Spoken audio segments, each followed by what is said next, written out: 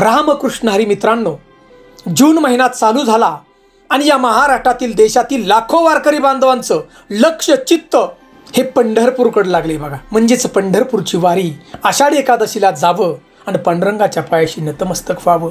मित्रांनो, त्याचप्रमाणे संत गजानन महाराज यांचाही पालखी सोहळा आहे, शेगाववरून पंढरपूरला जातो. संत गजानन महाराजांचा जो पालखी सोहळा आहे 2026चं वेळापत्रकात जाणणार आहोत आपण.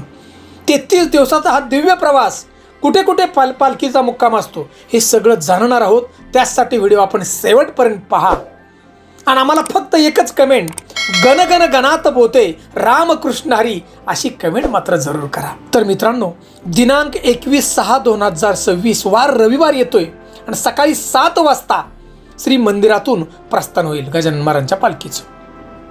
आणि पालखीचा जो पहिला मुक्काम आहे पारस येथे असणार आहे बघा. याच्यानंतर दिनांक 22/6 रोजी पालखीचा मुक्काम पुढचा बोरद येत ठिकाणी असणार आहे बघा. याच्यानंतर 23 आणि 24 या दोन्ही दिवसाची मुक्काम हे अकोला येथे असतात बघा. आणि याच्यानंतर दिनांक 25/6 रोजी पालखीचा मुक्काम वाडेगाव येथे असणार आहे बघा. आणि याच्यानंतर 26/6/2026 या दिवशीचा जो मुक्काम आहे पातूर येथे असणार आहे बघा. याच्यानंतर 27/6 हा पालखीचा मुक्काम जो आहे क्षेत्र ढवा या ठिकाणी असणार आहे बघा. याच्यानंतर 28/6/2026 पालखीचा जो मुक्काम आहे शिरपूर जैन या ठिकाणी असणार आहे. आणि याच्यानंतर 29/6/2026 जो मुक्काम आहे तो मसाला पेन या ठिकाणी असणार आहे बघा. याच्यानंतर 30/6/2026 पालखीचा जो मुक्काम आहे रिसोड येथे असणार आहे. याच्यानंतर दिनांक 1/7/2026 पालखीचा जो मुक्काम आहे सेनगाव येथे असणार आहे. याच्यानंतर 2/7/2026 पालखीचा जो मुक्काम आहे डिग्रस या ठिकाणी असणार आहे बघा. याच्यानंतर दिनांक 3/7/2026 पालखीचा जो मुक्काम आहे जवळा बाजार या ठिकाणी असणार आहे. याच्यानंतर दिनांक 4/7/2026 पालखीचा जो मुक्काम आहे श्री क्षेत्र तिधारा या ठिकाणी असणार आहे बघा. याच्यानंतर दिनांक 5/7/2026 पालखीचा जो मुक्काम आहे परभणी येथे असणार आहे. याच्यानंतर दिनांक 6/7/2026 पालखीचा जो मुक्काम आहे देठणा या ठिकाणी असतो. याच्यानंतर दिनांक 7/7/2026 पालखीचा जो मुक्काम आहे गंगाखेड या ठिकाणी असतो बघा.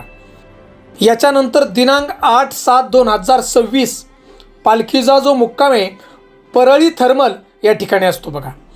याच्यानंतर दिनांक 9/7/2026 पालखीचा जो मुक्काम आहे परळी वैजनाथ या ठिकाणी असतो. याच्यानंतर दिनांक 10/7/2026 पालखीचा जो मुक्काम आहे आंबेजोगाई या ठिकाणी असतो बघा. याच्यानंतर दिनांक 11/7/2026 पालखीचा जो मुक्काम आहे बोरी सावरगाव या ठिकाणी असतो.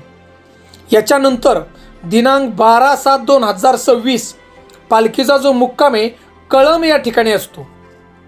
याच्यानंतर दिनांक 13/7/2026 पालखीचा मुक्काम हा तेरणा साखर कारखाना या ठिकाणी असतो बघा. याच्यानंतर दिनांक 14/7/2026 पालखीचा जो मुक्काम आहे उपाळा या ठिकाणी असतो. याच्यानंतर दिनांक 15/7/2026 पालखीचा मुक्काम धाराशिव या ठिकाणी असतो बघा. याच्यानंतर दिनांक 16/7/2026 पालखीचा जो मुक्काम आहे श्री क्षेत्र तुळजापूर या ठिकाणी असतो. याच्यानंतर दिनांक 17/7/2026 पालखीचा जो मुक्काम आहे तो उळे या ठिकाणी असतो. याच्यानंतर दिनांक 18/7/2026 आणि 19/7/2026 2 दिवस मुक्काम हा सोलापूर या ठिकाणी असतो बघा.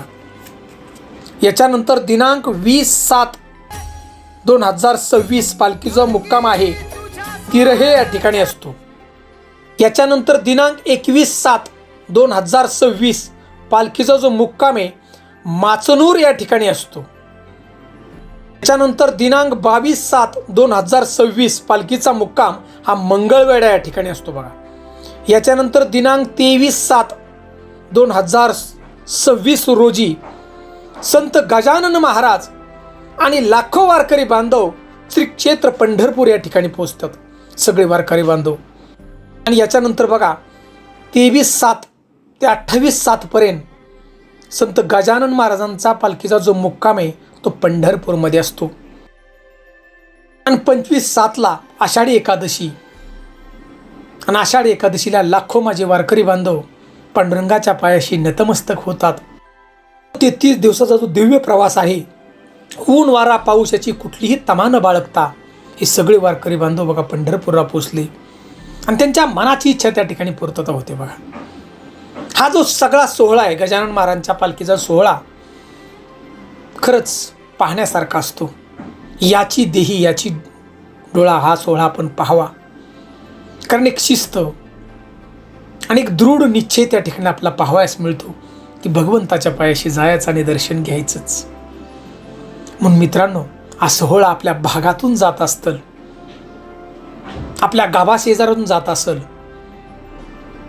तर या वारकरी बांधवांना आपण आपली जशी इच्छा असेल अशी ऐपत असेल आपलं असं आपण दान करा.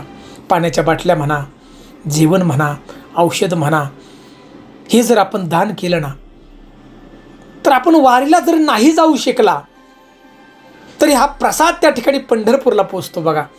आणि भगवंतालाही गगनात मावेना असा आनंद होतो आणि जीवनामध्ये भगवंत आपल्या पाठीशी नक्की उभे राहणार. मित्रांनो, संत गजानन महाराज या पालखी सोहळ्याचं वेळापत्रक आपण नक्की जाण आहे. आणि आसपास गावातून पालखी सोहळा जात असेल तर नक्की त्या ठिकाणी जा. चॅनलवरती प्रथम असाल तर नक्की सबस्क्राईब करा अशा खऱ्या माहितीची व्हिडिओ जाणण्यासाठी. कारण आम्ही सगळ्या संतांचा जो पालखी सोहळा आहे सगळ्यांचं वेळापत्रक या ठिकाणी आम्ही टाकले आहे बघा. आणि शेवटी आम्हाला कमेंट फक्त विश्वासाने गण गण गणात बोते राम कृष्ण हरी अशी कमेंट मात्र जरूर करा.